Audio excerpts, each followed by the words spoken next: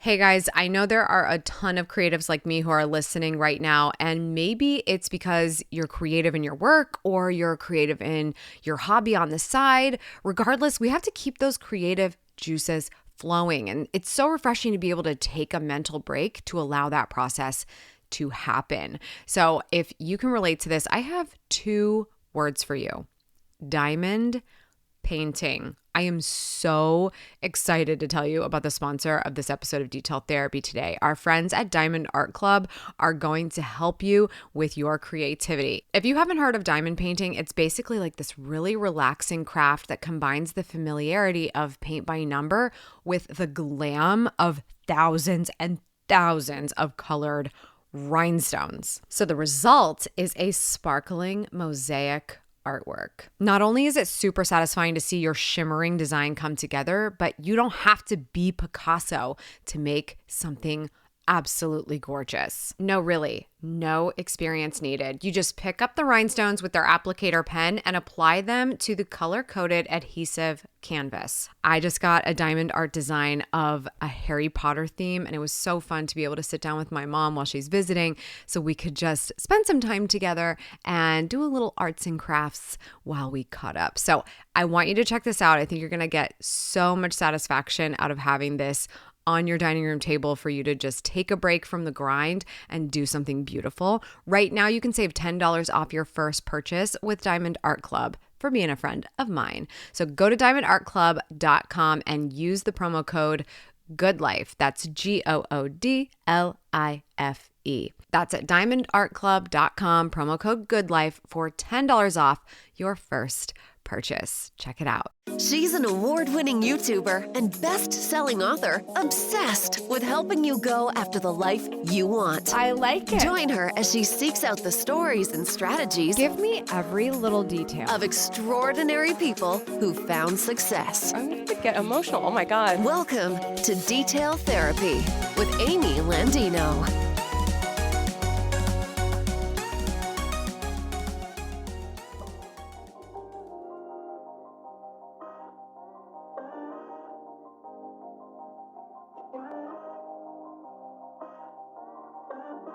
Good morning, good life. Welcome back to Detail Therapy. In this episode 150, we're getting into the details about the magical boundary of an out of office email. And even when you're out of office, it might be something you can leverage. I'm going to share what I do to set boundaries for my time with something as simple as an out of office automatic email. I don't just turn it on when I'm out. I'm out of office 100% of the time, according to my email. So I want to talk through that tip, what it means, why it's helpful, and why it might surprise you if you're already saying, oh, I can't do that, because you might be able to, and it might be the best thing you ever do. Before we get into it, hello, my name is Amy Landino, and I will be your host. I'm the founder of GATLU, which stands for Go After the Life You Want. And we create a ton of resources for ambitious professionals ready to unleash their power, get unstuck, and create a life of their dreams.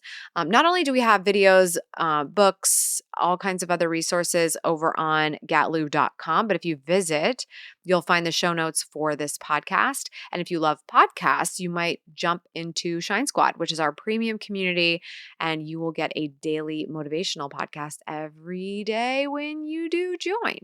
And fun tip, that daily podcast is direct inspiration from my upcoming book, which is a really, really fun thing that I get to share it with people before it's even out. Check that out. It's all at gatlu.com, GATLUW.com. If you're tuning in right now, I'm going to ask you to do the screenshot challenge with a G at the end. Take a screenshot of this podcast right now. You can either share it to social media and tag me at Schmitastic, or you can just DM me, whatever, and let me know the answer to this question. Do you struggle with time management when it comes to your email inbox? And if you answer no, then you may not even need this podcast. But if you answer yes, then you're like many of us, right? I mean, let's be honest. It's so easy to jump into your inbox. It's a reflex. There's always something that could be happening there. So we make excuses and we go and we check and we check and we check and we reply and we ignore and then we simmer on what we are ignoring and think about it too much and we get distracted from what we should be focused on. It's a whole thing, right? Well, I started doing something a couple of years ago because I had continued to tell myself, even after I heard this tip, that I couldn't do it. And then I decided when I read it again that I could do it if I tried. And if it was a massive failure, it was a massive failure. But I tried it and I have not stopped in going on 3 years. Here is the deal. So you may have heard of the book. You guys know I love a good book. I love to recommend a good book. I'm reading all the time. I read a lot of nonfiction, a lot of self-development. I can't take everyone's tips, but I do need to hear the right tips at the right time. Don't you? Definitely. And this is a great example of that. The 4-Hour Work Week by Tim Ferriss. I read this book. This is probably the first self-development book I ever read, actually. That's a very strong possibility. And we're talking, what was that? I don't know. Gosh. I don't remember when this book came out, but I want to say sometime around 2008 or maybe earlier, 2007. I can't remember. Maybe not. But anyway, it was a long time ago. It was definitely before I had a business. It was definitely before I was a time management person. I had a regular job, just doing regular things, living in a regular apartment, just living life, right? And this book looked so sexy on the shelf. Okay. This is why it was a bestseller, right? It's sitting on the shelf and you're like, the 4-Hour Work Week? What? Like at the time, the word side hustle was not floating around. Freelance was barely in a mainstream capacity being said. And we all just had regular jobs and went to regular colleges and were thinking we had to live regular lives. And I pick up this book and it just blew my mind. And I still told myself, wow, what a cool life this guy has. What a big chance this guy took. And I told myself a lot about how I couldn't do most of it, right? As many of us try to do when we think we're being realistic, reading self-development or hearing tips, but actually are kind of restricting ourselves from thinking bigger. And so I read this tip for the first time then. And then I read it again was it during the pandemic or might have been before that? And I was like, wow, how have I not been doing this? I knew this and I've not been doing this. So Tim talked a lot about when he needed to leave his business for a little while because he was just fried and things he had to do to just completely check out. And one of the things he does to completely check out is not check his email. And I think we're all thinking, oh my gosh, if I didn't check my work email, what? Oh my gosh. Or even my personal email. These days, we get a lot of, bills are digital now. Like we think a lot about our email because it has a lot of information for us. But let's just focus on work email. Consider the idea of I'm going to abandon my email. We usually only do this when we're on vacation, which is why we have the out of office autoresponder. And we go into our email and we set up the out of office and we craft it perfectly to let people know that even though we are stepping away from work, that we are exhaustively still thinking of all the requests that are probably going to come in during that time. And because we are forcing ourselves to not respond to them, we will diligently get back to them when we can on this exact date when the flight has touched back down to our city and we are back at work. You know what I'm saying? It's amazing how we overthink even the out of office email. Like, how do we reassure the whole world that we are on top of things and will report back? Okay, so we know it exists. We probably use it the 1 or 2 times a year that we use it, or the days that we're out if you have to do it for holidays as well. And that's it. The end. Other than that, wide open door. You can email me anytime and I'll write you right back. And maybe you don't write people right back, but regardless, you're not using that autoresponder. In the book, Tim talks about having that automatic out of office email activated all the time and setting expectations for how you check email. Instead of allowing an outside opinion decide, when you will check their email. And everyone has varying opinions on this. When is a reasonable time for you to get back to them? You are using this technology to set that expectation for them. So, for instance, how you're probably doing things right now. You have a wide open inbox, and either you have a boss, or you have clients, or you have vendors or partners, or whatever the case, who email you, and their sense of urgency is X amount of time. And so, based on what they write in your email and that kind of urgency, they're expecting a response. And actually, I was just talking to a client in my mastermind about this, Amy Landino's Inner Circle. And that's actually what triggered the idea for this podcast. And she was saying, I sent him an email and he didn't reply yet. And I'm finding it a little hard to believe that he didn't reply to me in 24 hours. But this is really urgent. I need him to reply to me because, there's a deadline here. Totally understandable. There's a deadline, but it's her deadline, not the other person's. And just because you sent that email doesn't mean they received it, doesn't mean they're going to check it, and doesn't mean they're going to get back to you in that 24 hours, that arbitrary 24 hours that you've decided is appropriate. You may have somebody who expects far less time to pass before you reply to their email. Maybe it's a boss. They sent you an email, you should reply within 20 minutes. You should reply within an hour. You should reply within whatever. There's always outside expectation. There's always this sense of urgency from someone else, and it's expected to become your emergency. What we're trying to do here is put a stop to that. We need to put a stop to, you get to decide when I'm supposed to write you back. Like, it's crazy town. I'm going to decide when I'm going to write you back. So, but how would they know that unless we communicate it? And if you actually communicate it, you're doing them a service. You are not stiff-arming them. You are doing them a service. And I think that's what Tim was talking about in this book. Tim's saying, hey, all you have to do is communicate it, use this technology to do that. And therefore, you're going to see that maybe those urgencies are not always there. And maybe there's more respect that comes your way because you are explaining how you do work. So let's start with the why. Why are we worrying about this technology? Why do we care about the out of office email? Whatever. Like, we're talking about the why. If we want more time, if we want more boundaries, if we want more ability to say, I'm only going to focus on this when I'm focused on this, then that's what we're really getting set up to do here. So the most common advice that you tend to hear from time management people like me across the world, they're all saying, hey, just only check your email once a day.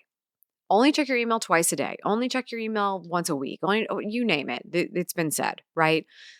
And so you hear that advice and it sounds like a rule. And for those of us who are totally addicted to rules and habits and love finding the bumpers that we need to stay within, we're like, okay, let me think about that. I'm going to only check my email once a day or twice a day. Then we start to have the rebuttals bubble up, right? Okay, I'm really only going to check it twice a day, but then what if something happens and I needed to know sooner? And okay, you're deciding someone else's urgency is your emergency every single time that happens. How many times does that happen that it's hypercritical in your world? Everyone's different. For most of us, probably not super duper urgent. So could you check email twice a day and be effective? Absolutely. In most cases, the answer is yes. But that's beside the point. You hear that advice and you go, okay, yeah, I believe Amy, I believe whoever, and I believe that it's very possible that there's only 2 times a day that it is really effective for me to be in my email. And so you start with that rule. I'm only going to check email twice a day, but now I need to articulate that. I would like to over communicate that to those people who email me, because in the case that something is more urgent than that, I would like to give them another option or anything else you can think of. I need to be able to communicate something if they need something more urgently or they just need to know something, right? So that's what we're going to the autoresponder here for. I keep calling it an autoresponder. It's really an out of office email, the vacation email option. You guys know what I'm saying at this point. okay, I'm going to go there and I'm going to turn on my out of office email. And what you're going to do based on what the 4-hour work week talked about, based on the tip that I have been implementing in my email career for the last couple of years, I'm going to turn on out of office email indefinitely. And in that out of office email, it's going to have an automatic response that goes out where it would typically say I'm on vacation. It's going to say something to the effect of, I only check email twice a day, right? Okay, that's what we are writing here. Now, I'm just going to go down the rabbit hole of this tip first, and then I'm going to tell you why you're going to be surprised to hear that this is something you could absolutely do, and your imposter syndrome about it can stop bubbling it up. Just believe me, you're going to like what I have to say. We're going to turn on that out of office email. And for you, just make sure you write it relevant to your situation. But I will go ahead and tell you what mine says. If you send an email to amy@amylandino.com, this is what you're going to get in response immediately. I'm going to read it to you. Good morning, good life. Of course, because of course I start my emails like that. Due to deadlines and commitments, I check email only a couple of times per week. If your request is truly urgent and cannot wait a week, or you do not hear back from me after that length of time, please email my assistant, Hannah. And then I give the email address where you can reach her. If you want to know, it's hello@amylandino.com. Now, next paragraph says, inquiries for speaking engagements, physical and digital events included, are encouraged to reach out directly to my agent at Vayner Speakers. And then I give my Vayner Speakers contact information. My agent's information. Cheers, Amy. And then my email signature linking to a bunch of stuff. So what happened here? This message is on 24 hours a day, 7 days a week, 365 days a year. Same email to everyone. I don't care how many times you've emailed me, you're going to get this message. And I'm saying two things. First of all, don't expect a response. In most cases, don't expect a response because the nature of my business, I do not need to communicate with people via email unless I'm going through my assistant because she helps me keep everything organized. It is for the most part, the best for everyone. Do I reach out to people personally via email? Of course I do. Do I respond to them via email? Of course I do. They're still going to get this message from me. But if I initiated a conversation with them, they know I'm probably going to reply to them a little bit sooner than I'm saying here. And if I see an email that I do consider urgent and I really want to reply to it and they still get this auto response, then they're going to be pleasantly surprised when they hear from me much sooner than I'm insinuating in this email. But first and foremost, for anyone who cold emails me, they're going to get this response and they're going to be immediately given the boundary of, you are probably not going to hear from me. If you do, it's probably going to be my assistant. And we're also going to take a couple days to find out that we even need to email you. So set your expectations. However, if that doesn't work for you, go straight to the person that's going to expedite this for me. And that is my assistant, Hannah. Now, different tangent pro tip. If you do not have a Hannah, if you do not have an assistant, if you do not have a person who can vet this for you, but you're hoping to someday, I still recommend you do this because if you can start routing inquiries to an administrative email address, let's call it your hello@yourcompany.com, or give it a name. I always recommend using a name, especially when you're trying to pretend like you're a bit bigger than you are right now. That's totally fine. It's a good boundary to set. And it also sets up your future assistant for success that you are starting to route this stuff to a place where they can log in and jump in. That's a tangent for a different day. But I am giving them that place to go and they can do it right now. And my administrative assistant is probably going to reply in a much more timely manner than a couple times per week at best. So that's the first thing we're setting in the expectation here. The next thing I'm setting is, if my assistant doesn't handle one thing, then let's take that middleman out. My assistant doesn't handle my speaking engagements from the inquiry stage and from the business, getting the business stage. That's all my agent. And for them, actually, my assistant doesn't do anything. My agent handles everything from travel to payment to everything. So it really makes no sense for somebody who's requesting my presence as a public speaker to even really bug my assistant because I can send them straight to the source. And that's going to be the peeps at Vayner Speakers. So I've got 2 resources that handle pretty much everything for me logistically in this response, and everyone gets it. So everyone knows, hey, do we want to know Amy's shipping address? Do we want to know if she's going to be speaking in Oklahoma anytime soon? Like, you name it, they can find out that information just based on what I gave them in this response email. I am providing them with a resource. I am not putting them out. Is it exciting to get an automatic email back from someone as soon as you just fired one off to them? No, we don't enjoy that because it's usually we're finding out they're on vacation. They're not finding that out here. The name of the email is capitals, please note, and then a hyphen. Forward your email to Hannah for support. So you're immediately finding out as soon as you send your email that you need to do something else with it. I love this because it gives me so much more flexibility to say, email is not my end all be all.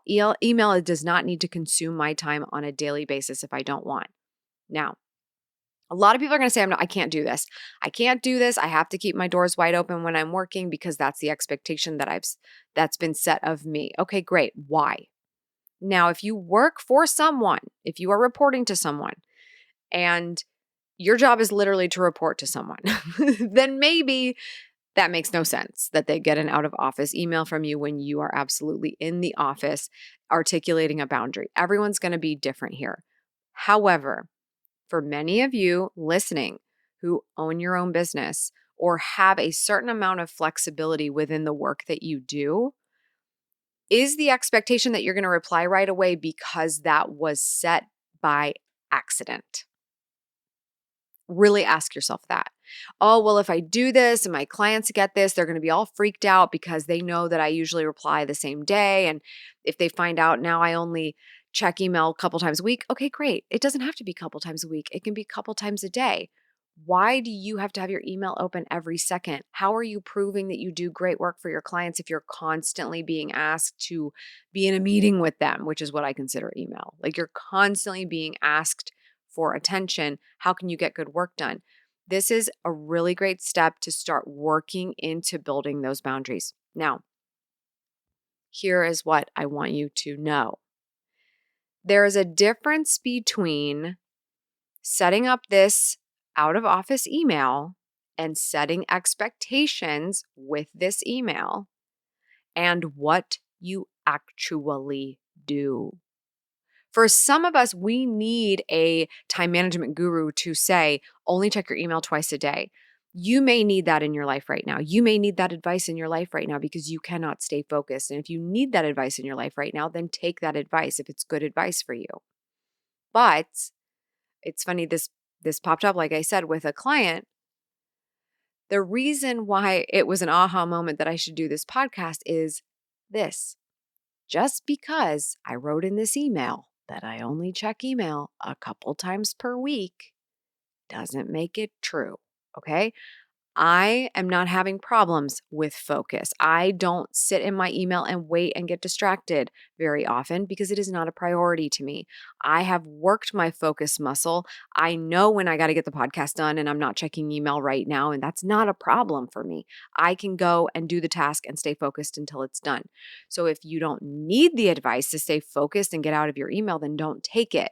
But that doesn't mean that you can't put this in your out of office. Okay. So what I mean by this is if you want to articulate a boundary so that you are giving yourself the opportunity to look as though you're going above and beyond, A plus. I have this written in my email that I only check email a couple times a week. I am telling you and the entire internet right now that that is a lie. Okay. I'm just going to be honest. Of course I check email once a day. Of course. Sometimes more. Of course I do. Because every once in a while, like, I kind of want to know what's going on. I got some good things going in. You know, sometimes I want to know where my Amazon packages are. They go to the same place. I have all my emails in the same place. Of course, I check email more often. But I am not going to let someone sit there and wait for a response from me because it is totally unrealistic that I'm going to prioritize every email that comes in just because I happen to go into my inbox. So I think people kind of get tripped up here that just because you have this email going out and just because you're starting to draw a line in the sand of saying, I'm only going to check email twice a day or whatever your rule is, that then your life is going to change. Actually, just learning how to set the boundary alone is going to change your life. You don't actually have to check email less. You don't. You just need to let people know that that is not something that should be an expectation. And so this is a really strong way to do it. I do recommend it. Another way to do it is just don't respond to emails right away. We allow people to determine what the right amount of response rate is by instantly replying to emails all the time. It's okay. Take a beat. And you know what? Sometimes I do reply instantly to an email. If it comes in and I see it and I'm like, oh, I know I have an answer to that, period, send. But you need to continue to remain confident that you don't have to respond to somebody in the moment all the time. This is a very convoluted way of saying, like, hey, just use this technology that's available to you because you are a grown up, you do good work, you have the ability to stay focused on that work. And sometimes that great work is not your email, and we need to start to right that ship so that you don't have to feel like you have to be in it all the time. You do not prove you do great work by constantly being responsive in most cases. It's just true. It really is. If you listen to some of the greatest leaders that the business world has seen, they will tell you that they're not just sitting in their email all the time. They surely check it and they're looking for the important things, but not every email is important. They're replying to the important things and they are not replying to the unimportant things. They are letting someone else handle that. And I want you to level up in your business. You don't have to wait for the back end to be all set to start displaying that legitimacy. You don't have to have the assistant right this second to start building a system that would perceive an assistant to be there. You do not have to wait to say that you limit checking email until you have a team of 5 that can do it all for you. You don't have to wait.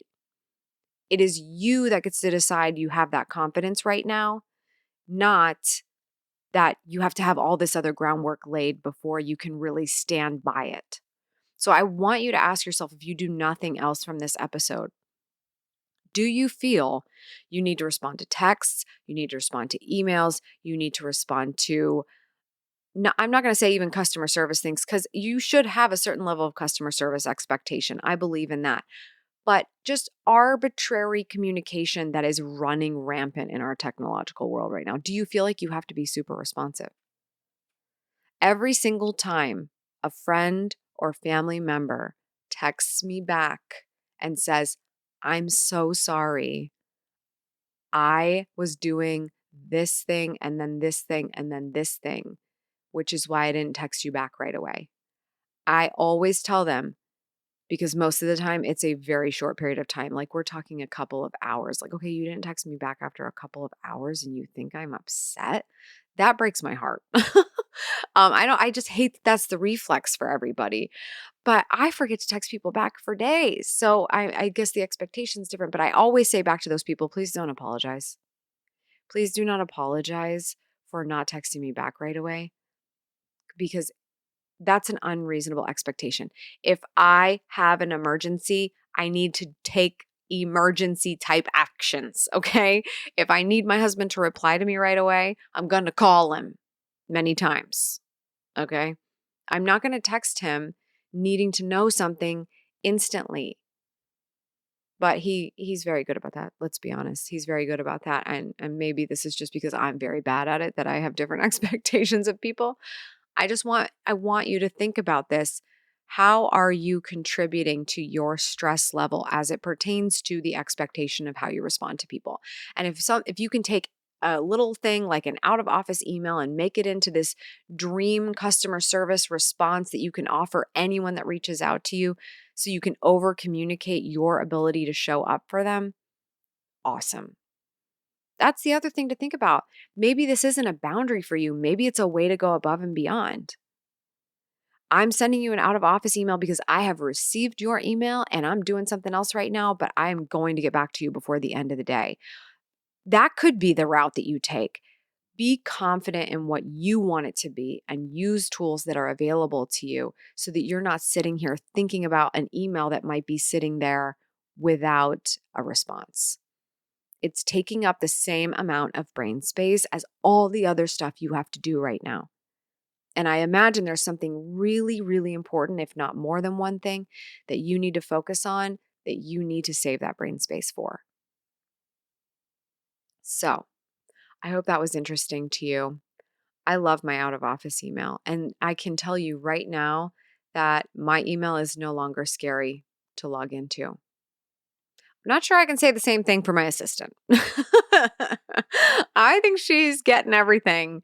Everything that I would be getting because, man, I have fully delivered the memo. It is actually pretty rare for me to get something that needs to be forwarded to my assistant because once you communicate, they go straight to the person that's going to expedite it. Okay, if we want to get a hold of Amy, we're going to hello@amylandino.com. We're not going to mess around in her main inbox. And I love that for me. It may have taken a couple of years to get there, but it is fantastic. And I recommend it for anyone that it would help. So that's what I have to say about that today. I would love to hear what you thought of this. Hit me up in the DMs, leave a comment. We have an Instagram account and a Twitter account at Details Podcast, so check it out. Would love to hear from you. And if you know that this episode could help somebody, then send it over. I am really just loving the community that we have here. It brings me so much joy. I want to give a shout out to a couple of wonderful countries because I just thought this would be really fun. I saw this in our podcasting dashboard. First of all, the majority of this audience is in the US. Hello, US audience. We are really, really continuing to grow as a podcast and as a community. And it's so fun to see. And we're actually one of the top podcasts in the careers category, which is so fun. But Honduras and Turks and Caicos, y'all have our back and we love you for it.